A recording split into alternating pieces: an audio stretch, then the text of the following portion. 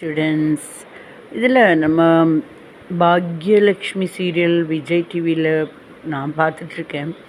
அதில் வந்துட்டு ஸ்டார்டிங்கில் வந்துட்டு பாக்யலக்ஷ்மி வந்துட்டு ஆக்சுவலாக மதிப்பொண்ணு இருக்காது. இத்தனைக்கும் அருமையான அம்மா, அருமையான மருமகள், அருமையான ஒய்ஃபு. ஆனாலுமே என்னென்னா குழந்தைங்க கூட மதிக்காது. ஏன்னா அவங்க அப்பாவே மதிக்க மாட்டாங்க. அவங்க அப்பா பெரிய பந்தாவாக இருப்பார். ஆனால் குழந்தைகள்லாம் அவங்க அப்பா தான் நல்ல மதிப்பானவங்கன்ட்டு அவங்க பொண்ணுங்கள்லாம் அவங்க பொண்ணு வந்துட்டு கண்டுக்காது. அவங்க அம்மாவை அப்பா தான் பெருசாக நினச்சிட்ருக்கோம். அந்த இடத்துல வேதனையாக இருக்கக்கூடிய சூழ்நிலை பாக்யலட்சுமி அதை நம்ம பார்த்துருக்கோம். அந்த மாதிரி ஒவ்வொரு வீட்லேயும் இந்த மாதிரி நடக்கிறது இயற்கை தான்.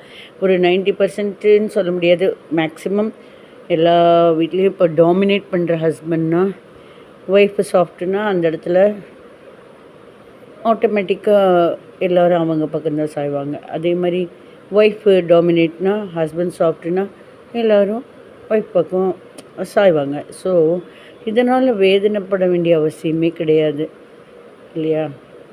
இப்போ ஹஸ்பண்ட் வந்து நல்லா எல்லாம் தெரியுது அப்படின்னா லைஃப் ஸ்கில்ஸு, ஊர் உலக நாட்டு நடப்பு விஷயங்கள் எல்லாமே தெரியுதுன்னா அந்த தெரிஞ்சுக்கிறதுக்காக 10 பேர் 4-5 பேர் வருவாங்க, அவங்கள கேட்பாங்க. அதுக்குன்னு நம்மளுக்கு ஒன்றும் தெரியலையே, நம்மளை யாரும் மதிக்கலையே அப்படின்னு நினைக்கவே வேண்டாம்.